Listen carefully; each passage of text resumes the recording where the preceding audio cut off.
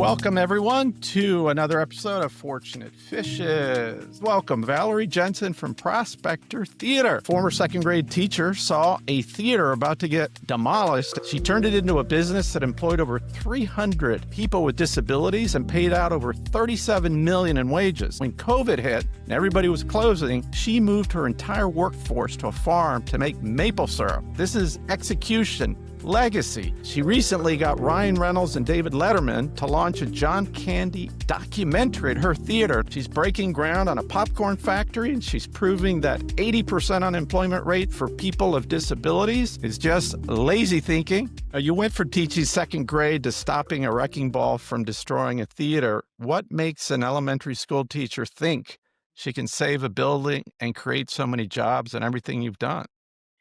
Out of the box thinker, as they always called me. And I was always saying, like, what box? What box is it? What box is it? I saw a need. My sister has Down syndrome. So she was born in 1979. I was born in 1975. And before, there was no civil rights legislation to help protect the rights of people with disabilities. But since 1990 and the Americans with Disabilities Act passed, access to education, communication, transportation, everything got even better for people with disabilities. Doors to employment were just for people with disabilities, as you could see with the 80% unemployment rate among people with disabilities. And I just found that completely unacceptable. I began writing and directing musical theater for adults with disabilities after I had my first son and stopped teaching, and saw the immense, amazing talent of people with disabilities that just belonged out in the world, belonged in everyday life, should not be, excluded from or invisible in employment settings. And so I just was at a stoplight one day in my town. I saw this theater that was completely derelict, ready for the wrecking ball, and made eye contact with that theater. I saw a world where people with a wide spectrum of abilities and disabilities could all work together and do something magical. And so that's what I created with the Prospector Theater. Your theater is literally a work of art. How did you design it? How did you come up with the idea of making it so beautiful? And what did the community think when you first, opened it up?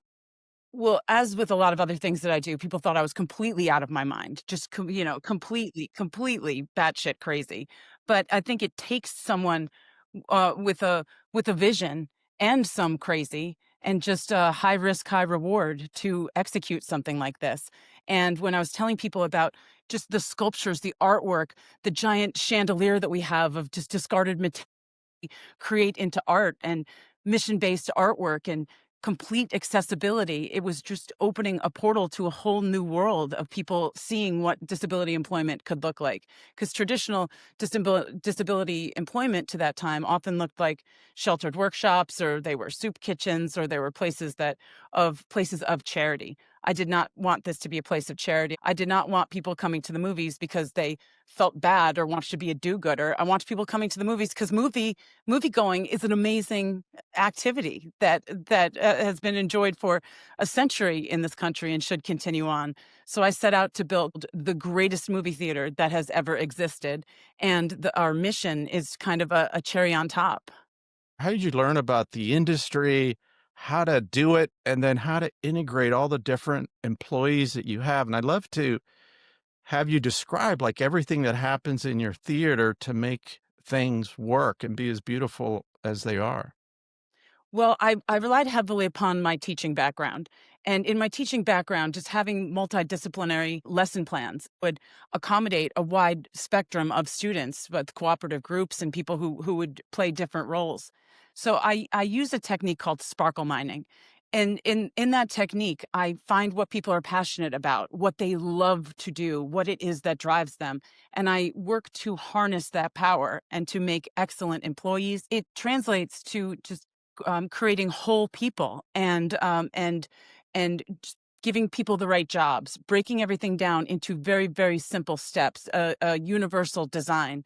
We write operating procedures on absolutely everything, thinking about different modalities, using different adaptive technology, breaking everything down to the simplest parts.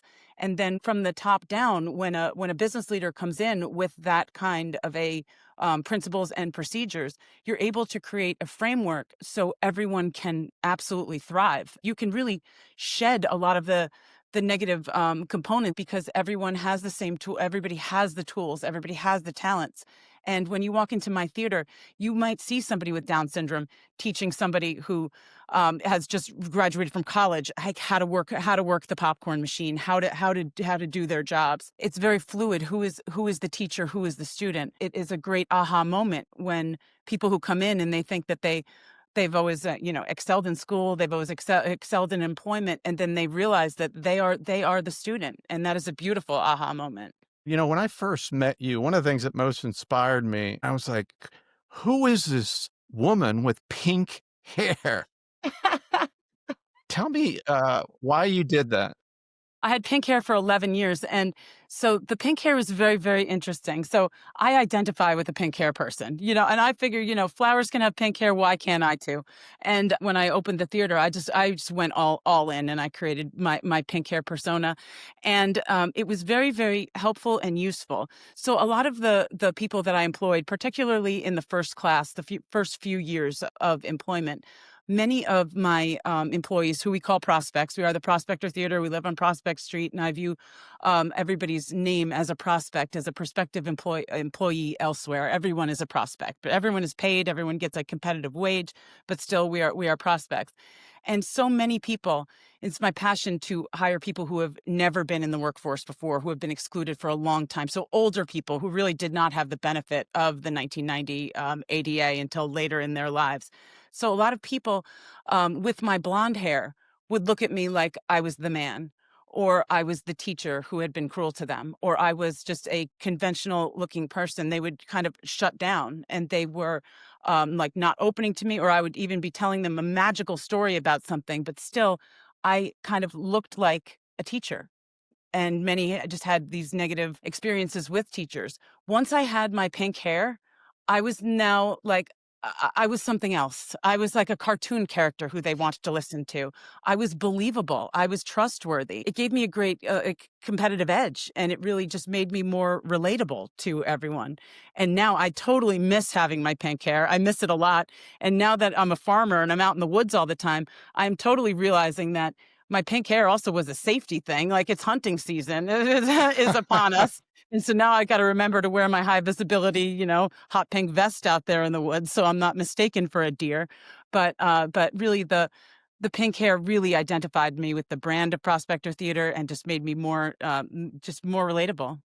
Wow, yeah, and I think from an empathy standpoint, people see somebody with disabilities and they're like staring at them funny, and all of a sudden you do something where everyone's staring at you thinking, "Who's that batshit crazy woman in pink hair?" Probably, Right, so right on, right on. And I always loved when I was writing and directing musical theater for adults with disabilities, and people would walk in and they're kind of like looking for who was in charge, or who, and they'd never pick me first. They'd think they just look around like, who is in charge here? But I do relate to. I identify myself as a person with a disability, and so these are my people, and these are my people who I am working with, who I am helping. What makes my theater, the Prospector Theater, so amazing is the amount of places of engagement, person to person engagement that we have, which is so different than so many other stores or activities or places that you will go, in that we don't have ticket kiosks, because I want people to walk in and I want people to have that face to face with someone with autism at my box office, somebody with Down syndrome at my box office. In the lobby, we have theater games that are going on all the time, engaging activities, whether it's video games on our big screen in the lobby, or making arts and crafts based on what movies that we have. We've got these engagement guides before every movie. They can come in and they can actually meet people with disabilities and get comfortable speaking to disabilities, because really everything is about education. As a child, I was always protecting my sister, or fighting for my sister, and being very angry at people who did not speak to my sister or wouldn't even look at my sister at all. It was anger, and I was really filled with rage. It took me until my 30s, when I opened the theater, to realize that education really is the answer to that. It is not that people are bad, and that is why they are not including people with disabilities. It's just people just don't know. And especially in this climate that I've seen over the past 10, 15, 20 years, people are just so afraid to offend one another that they don't even want to look. They don't even want to ask any questions. They don't even want to engage with anybody with a disability. And so they'd sooner look away rather than to communicate because they're just filled with fear. So I use just fun activities and just a lot of sparkle just to help to take that fear away and to present people in their best life. Things are going gangbusters. All of a sudden, February 2020, we're hit with COVID. Everything shuts down. Tell me about how you felt and how you navigated through that crisis. COVID was absolutely devastating. So we closed our theater down a few days before the mandates to shut down because we had people with who are underlying medical and people who were extremely vulnerable to whatever this COVID was, which we really didn't even know what it was at the time. So we made the executive decision to shut down a few days before the mandates, and made a commitment at that point that we were going to keep before PPP or anything was a thing, that we were going to keep everybody paid. And it was absolutely devastating because all of these people, all these wonderful people who I employ, who we had taken out of the darkness, who we had taken out of their basement, we had taken out of their cycle, their chains of loneliness and their despair at not being included meaningful in life. And all of a sudden, everybody was back to the darkness. And that was something that we could not sit back, we could not watch. We needed to act, and we needed to act quickly.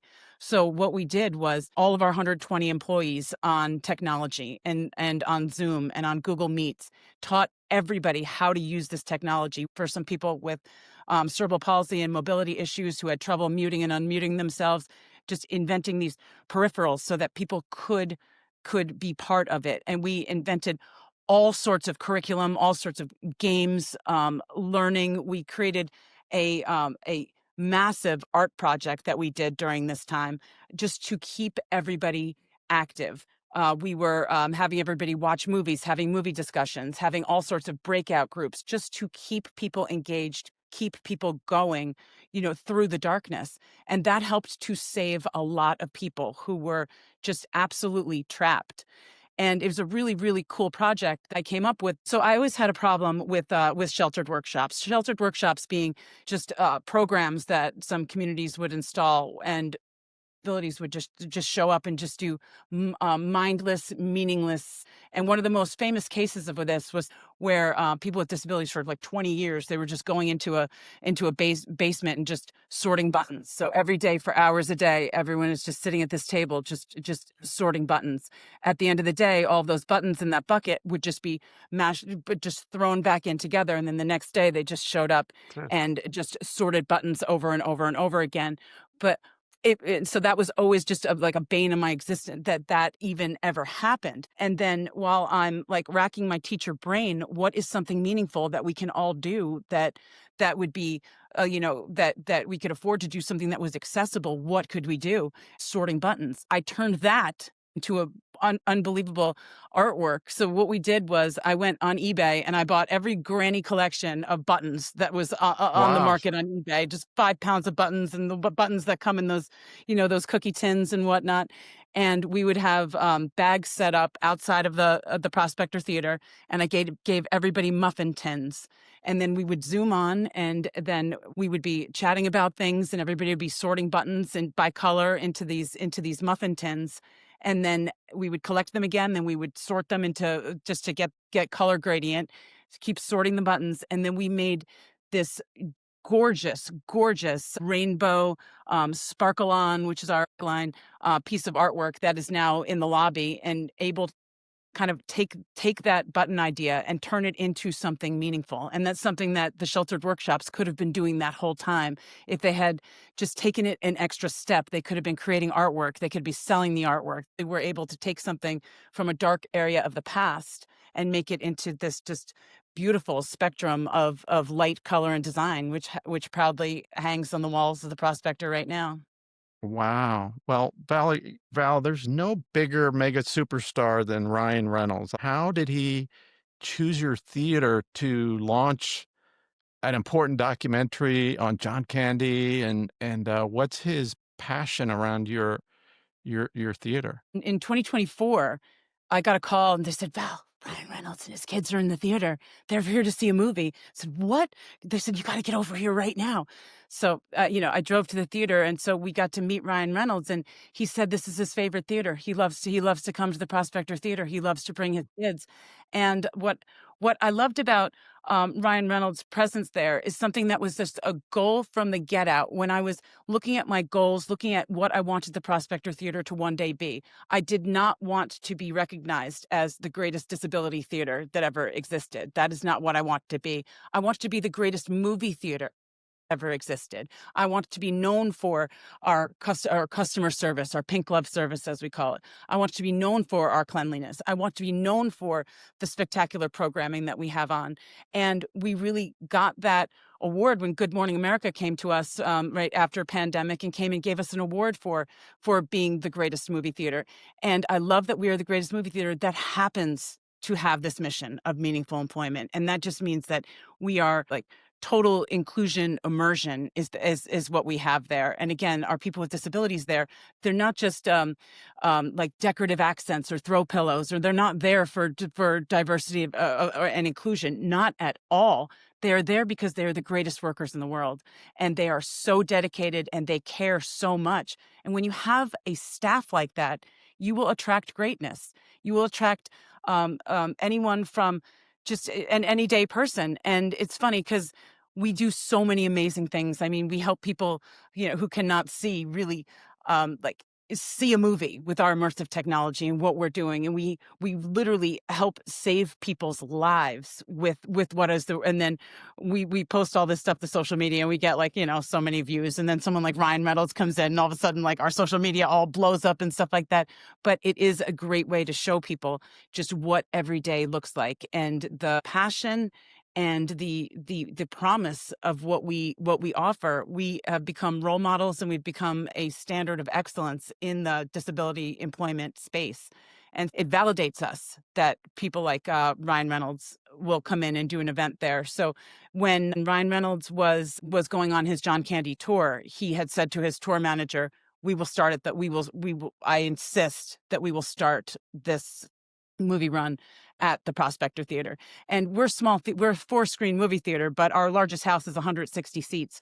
And so that was the theater that we were going to screen his documentary. And his production company's coming. They're saying, we'd really like him to zip line in. Well, we're not, because most of the other theaters, 1,000-seat theaters or whatever. Well, it's not really a zip line in kind of thing.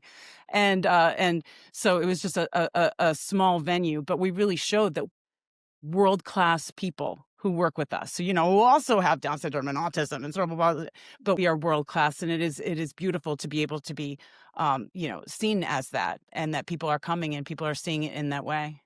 Wow. Well, I'm really excited to introduce you to some new folks in R360. One of them is serving more children in the United States with autism, which it would take states like 2 years to get them into a program.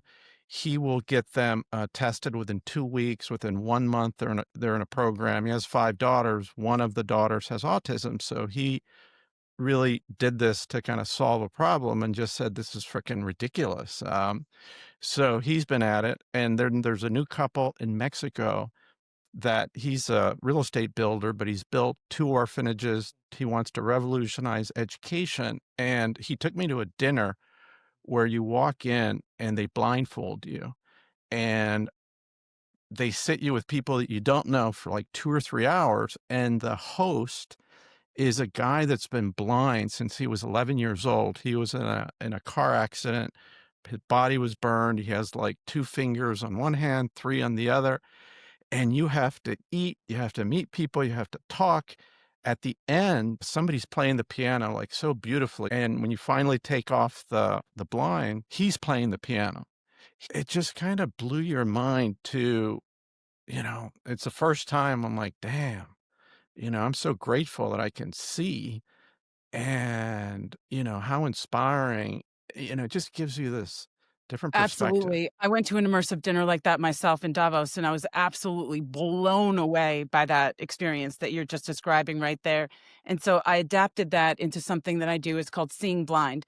So every movie theater under the Americans with Disabilities Act and under the Technology Acts, every movie theater is required to have adaptive technology for people to come in and see. And so it's really, really cool technology. So narrative description is is one of these things. So every single first run movie that comes out in the United States has to have a narrative description track on it. And so it's just headset that you wear, and the narrator is describing what is happening on the screen.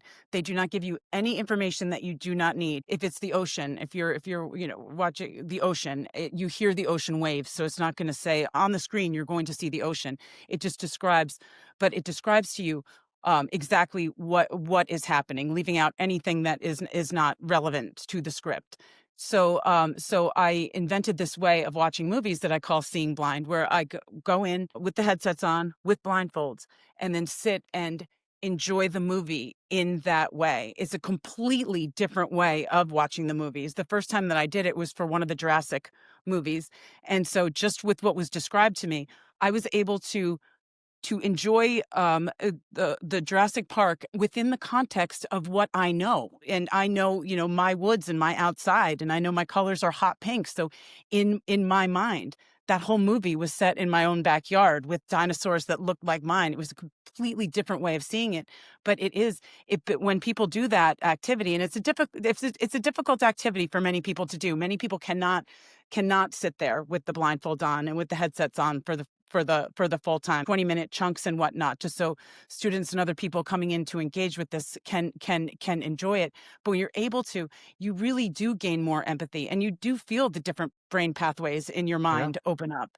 And it is the importance of including everybody in these different activities. So I invite you anytime, Charlie, come on over and you could see Oh, the I'd next love to. blockbuster, but you're going to see it with a blindfold on and watch it blind.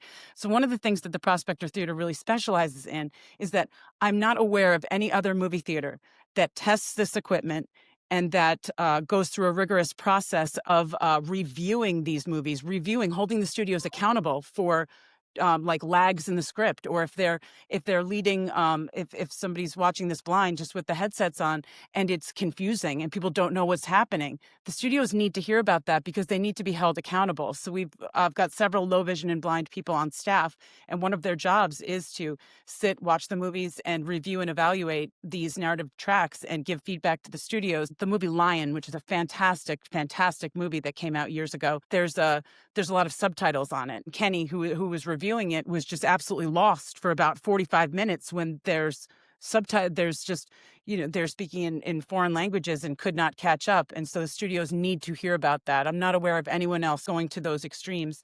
Many theaters that you go to, they won't have the equipment. Their staff is not trained on the equipment. The batteries are dead or it does not work.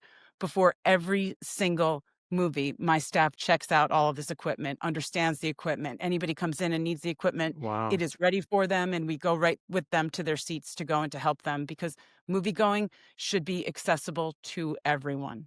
No, I agree. And what I want to talk about that you haven't mentioned yet, because you created an addict in me, is your damn popcorn. That What popcorn, the heck is that like you popcorn. have like the best popcorn, but you have like 20 different flavors. Like, tell me about that. And I hear you're like launching a popcorn factory. Building a What's popcorn going on? factory. It is decadent, indulgent deliciousness, which we know that it's not easy and accessible for everyone to get to Ridgefield, but you can really taste the sparkle of the Prospector Theater in every single bag of popcorn that they eat. So it's all caramel based, and then we put the flavoring on top of it. It's fun to make, and it is absolutely extraordinary and delicious. So to this time, we have been producing it in a 300 square foot kitchen, just using every single square inch of our kitchen to be able to produce that. And we have gotten into 400 hotels and some local stores. And we're ready to launch it big. So very soon we are going to be able to produce 1,200 bags an hour of this in our Wow. beautiful new state of the art factory, which we are launching, which creates so many more jobs, so many more opportunities in this economy, in this climate, and the way that movie theaters work. The one thing that I did wrong with the Prospector was it cannot be replicated, it cannot be scaled. It is just too difficult to build and capital intensive to build a new movie theater. Popcorn, on the other hand, creates many, many jobs. And I've got a beautiful story about a gentleman who worked for us for about 5 years. Who's great in the movie theater.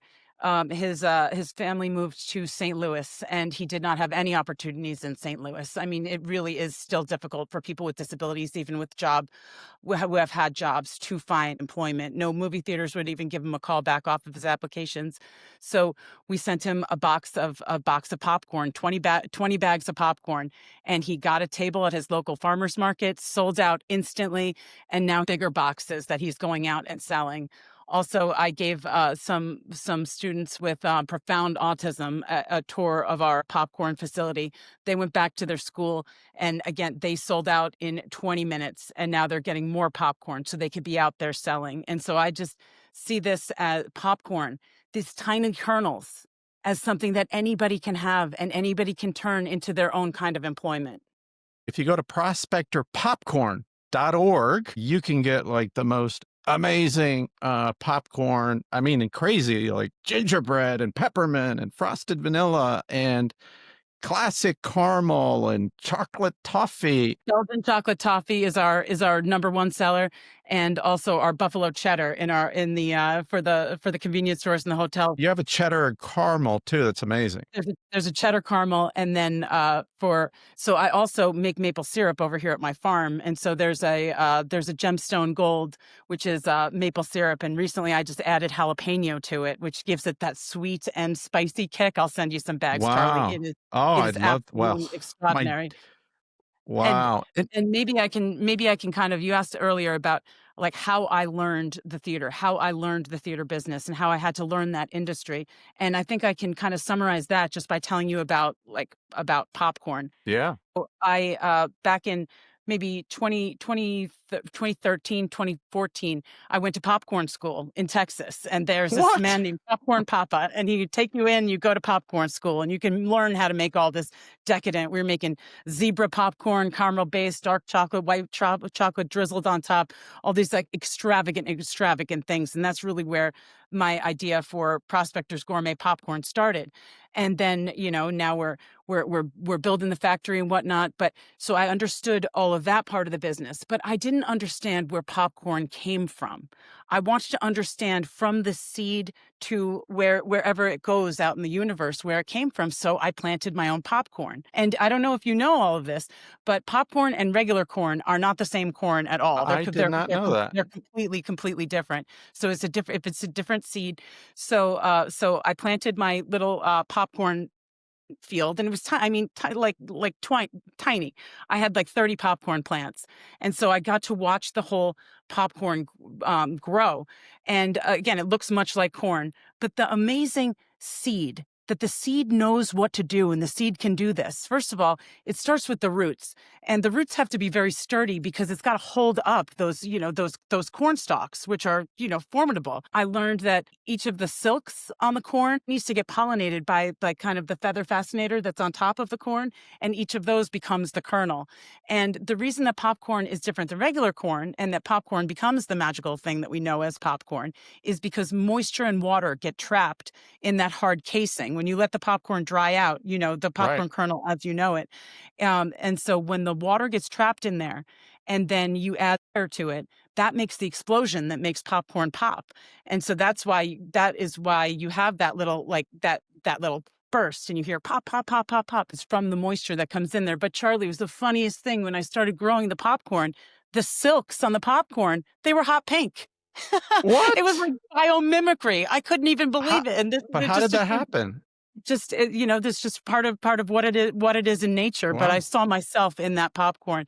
But it really was, when I'm learning something and I hyperfixate, and that's part of my own being on the spectrum. I needed to understand with my own hands, with a tiny seed, from the ground up to the top. And I think is what absolutely everyone should be doing. Just hyperfixate, become an expert on what it is that you have. And it is absolutely magical. The amount of people that I've been able to teach the biology of popcorn to, whether they wanted to hear it or not, has been absolutely wonderful. And I learned that there are so many people who just, don't even realize where popcorn comes or don't understand or realize where food comes from altogether. And I think it is magical to be able to take people, take children, absolutely anybody, and show them how things grow because it is a metaphor for every single thing that you're going to be doing in life. We're talking about growing because you're like a mad scientist. And I've seen you next to these like 1,000-pound frickin' pumpkins. Tell me about that because that just blows me away. I'm obsessed with giant pumpkins. I know it is a very like I'm like into all these different weird subcultures. Giant pumpkins to me, it is absolute theater in the garden where you are just step ladies and gentlemen, come and see this monstrosity, this freak of nature, this gigantic. When do you start? Like, because I know there's like a competition every year. So when does this whole thing start for you? You start the seeds inside in April, and it's a very specific seed. You need a giant pumpkin seed, so it's got to be an Atlantic giant, a dill seed. I've paid up to $250 for seeds because you need the seed lineage. And then you have to be absolutely ruthless in your pumpkin patch. You can only have one fruit on each plant, and these plants are absolutely enormous. When you say My one fruit on each plant, for those that don't understand what you're talking about, describe what that means. So that means one pumpkin. And so you need to cull everything else. So you need to cut it, abort it, whatever word you want to use for it. You need to ruthlessly cut everything. And so all of the energy can go into this giant. The world record right now is 2,800 pounds. Wow. 2,800 And pounds for a pumpkin. tell us, because this I still can't get my arms around, like for those giant pumpkins, how much weight are they gaining a day when they get going? So they can grow up to 70 pounds a day. And so my largest growth. How does that happen? Like how I mean, I I mean, how can So something grow 70 pounds in a day? With what? it's Water and soil? It's water. It's the most important things are having the right seed and having the right soil. You also need sunlight. So you can look at a map of it, and there's a golden band that goes like across America. I'm in Connecticut, so it's perfect for Connecticut, and so you need massive sunlight, lots and lots and lots of sunlight, and so you have to like choose where your patch is by where the sun is. And we've got a lot of trees, so you got to make sure it's not with the trees. It's fertilizer. But I also believe there is magic involved. And the magic that I'm speaking of, plants respond to singing. Plants Music, yeah. respond to positive thoughts. And so I bring so many people from the prospector, my friends with disabilities, just from the community to come and to see the awe of the pumpkin. And we write songs for the pumpkin. And I do believe that has an impact on growing the pumpkin. And then the amount of data and science and math that I learned, and I became an expert at all of this with AI assist. I love AI, and I love to find these ways that AI can just be used out in the farm, in the theater, just as an incredible tool. And it's just such a nuanced thing that when I would have a problem with my pumpkin, or it wasn't growing or wasn't doing anything right, there are very few people that I could ask for advice other than like Reddit communities. But ChatGPT has been Right. enormous, and because it just scans all of the Reddits that have ever been said, and so it has come up with just as an amazing mentor to me into how to do all of this. So you learn how to measure these things, and measuring them also is incredible. So you got a long tape, you got to take three measurements, add those numbers together, and then there's a conversion chart which shows you about what your weight is going to be, because you can't pick the things up. You can't. There's no way to get them on a scale. And how many seeds, like you said, like $250 a seed, but how many does one seed just produce one pumpkin? So One how many seed. seeds would you plant on average? So I have 3 pumpkin patches, and so I will start with 12 in my greenhouse, and so I will just to have them grow, and then it becomes. It's like you're picking a horse in a horse race, and I'm looking at the seed pedigree, and from the greenhouse you plant it, and then you give each of those. You plant 2 in each patch, and then you have to make the decision of which one you're going to go with. And the earlier that you figure that out, the more pounds you're going to have on the back end. So you need to make very, very quickly see which one you're going to go with.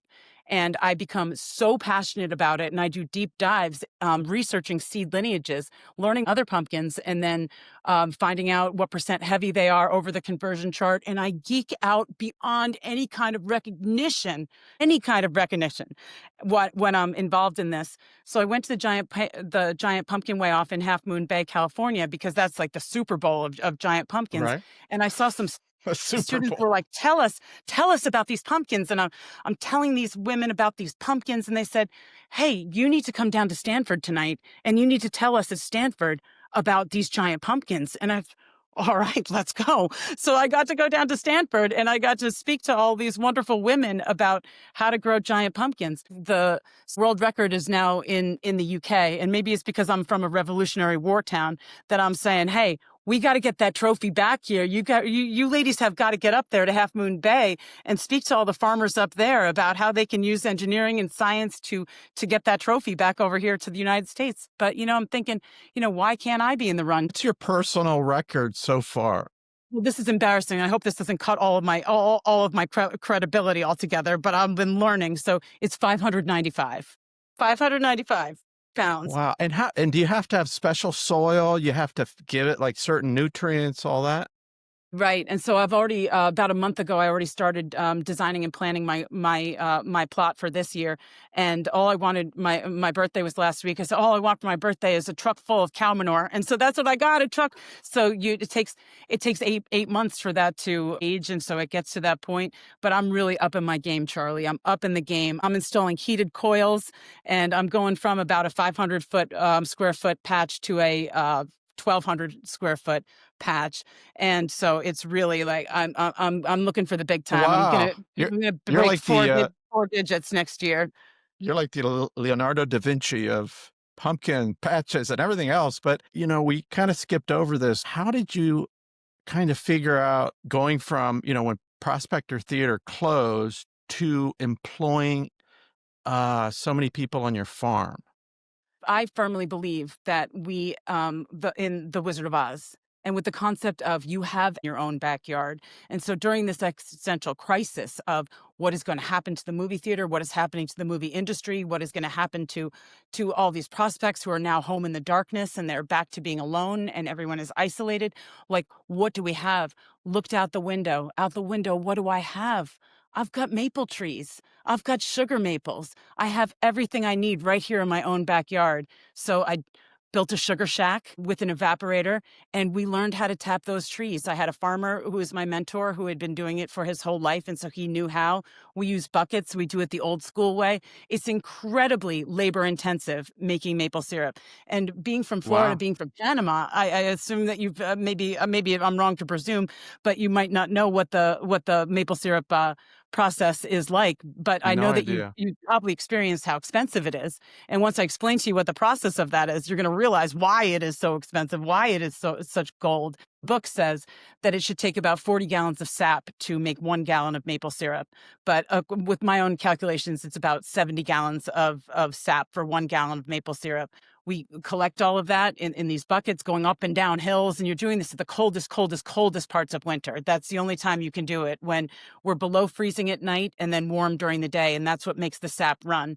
And so we've got taps drilled into the trees and collect the sap, and which we bring to the sugar house, where I've got a fire-fed evaporator, which we just go through probably like a cord of wood over a 14-hour process of distilling it and just evaporating it all down using tons of measurements and hydrometers and calculations. So from syrup, then you can take it to another process and take it. If you continue to boil it down, it gets to Right. sugar.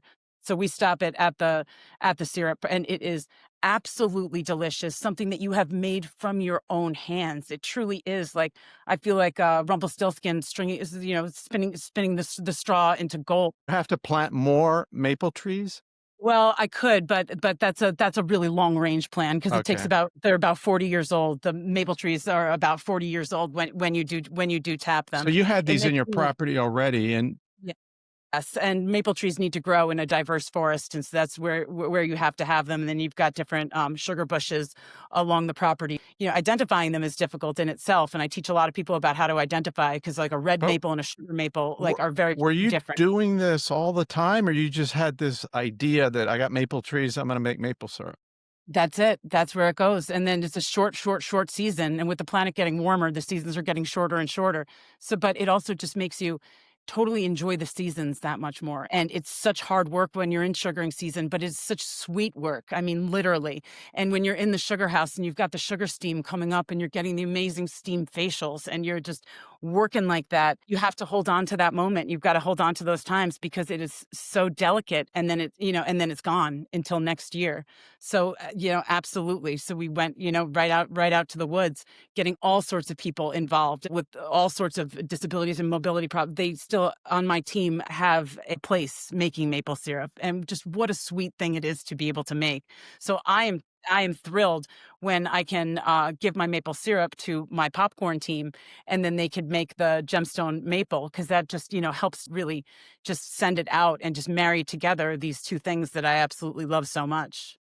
Well, when my wife and I moved from Cambridge, Mass to Boulder, we ended up inheriting a chicken coop with chickens, and every day we're getting eggs. But did you have chickens on your farm too, right? Oh, yes. Oh, yes. I have 85 chickens. My chickens have no names. I had to make a rule after maybe the first or the second time that predators got into the coop and Yeah. slaughtered everybody and had to, go through that process. It's better if you do not have names for the chickens. And that's my advice to anybody who thinks it's going to be, oh, so nice and homey to have some chickens. Oh gosh, the chickens. Especially in the winter. You get snow, right? We sure do, yes, and, and there's a lot of predators, so we have this whole, just netting, and you gotta be super careful with them, and so I'm actually moving my chickens into this beautiful, beautiful new chicken area, and my guys made it so nice and flat. I'm like, "Oh gosh, couldn't I just have a pickleball ball court or something? Am I really gonna waste this gorgeous place on the chickens?" But no. Love the chickens, love the eggs, and it just also creates so many more jobs, and the just being out in nature is something that I think everybody needs for their own mental health. And one of the great things about my farm, Gemstone Farm, using it as a retreat center, and it has been absolutely amazing for people to get their hands dirty, to put their hands in the ground and to really experience nature. And people are processing trauma, getting more in touch with their own creative, and people are self-sustaining and can do things and grow things. And I think for everybody's mental health, a walk in the woods does amazing for the mind, body, and spirit. My farm is also a fish farm, so I have rainbow trout, and one of my favorite. So I've got world class fishing here, though I view my trout as pets, and so I don't even like them to. I have Special Olympics fishing derbies here twice a year for veterans and Special Olympians. Is it fly fishing? It fly fishing or with hooks, but what's magical is going and feeding the fish, and I have this gorgeous, fish stream, and so I take people for walks out in the woods with our fish food and give affirmations to the fish food and then drop it into these gorgeous pools, and then the delight, the joy, the serenity, the excitement that people get when they see the rainbow trout just jumping out of the water to get the food. It sounds to me, it sounds like a fairy tale, like everything you're talking about. It is so much. Very I would love to have an R360 retreat here.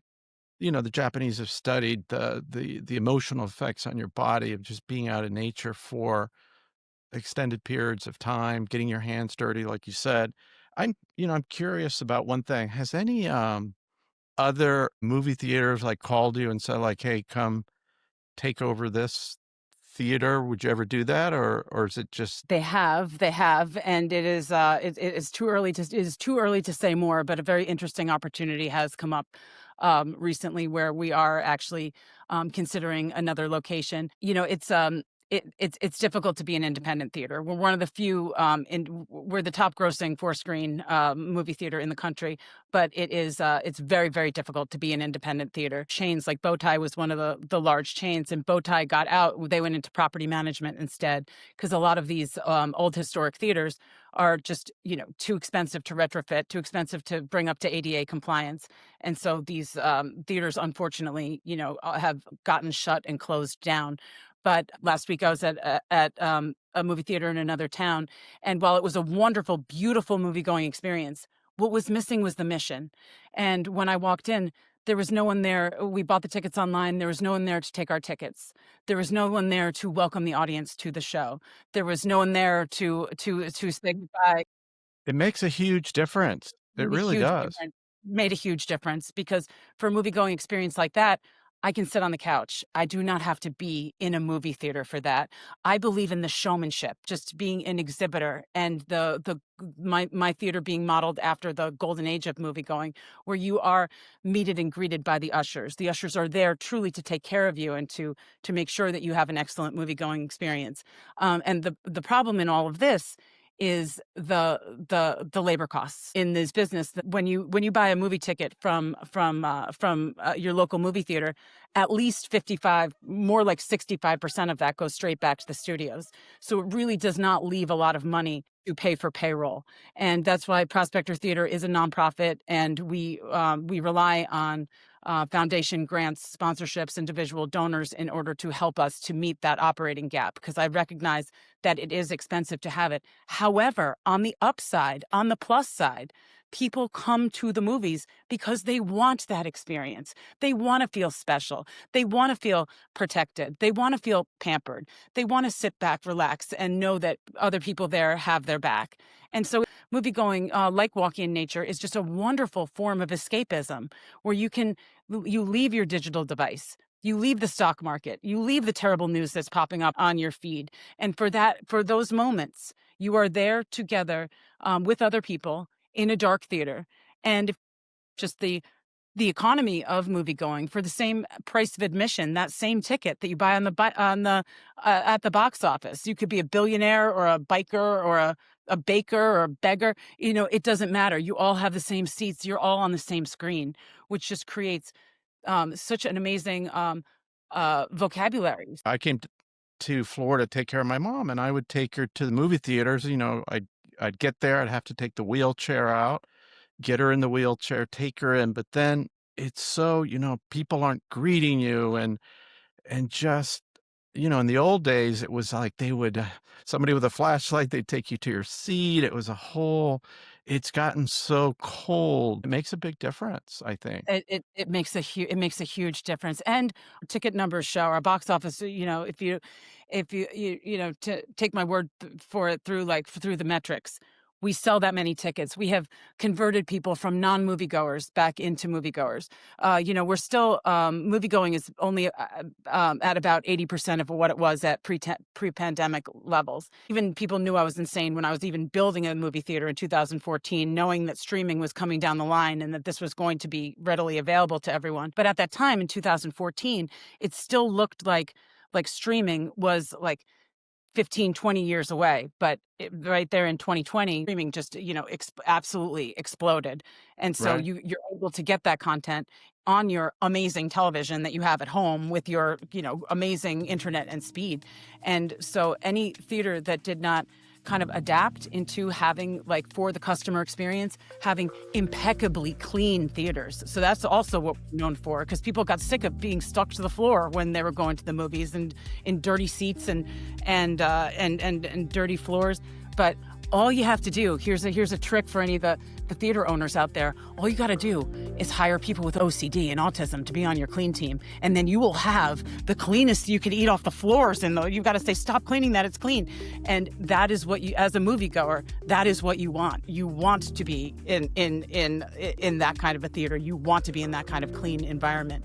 And so it was for that reasons, with the customer experience and everything, that is what made us be able to open our doors back up and be able to continue on. If we hadn't had those high standards of excellence, which we had from the start, we would be nowhere right now.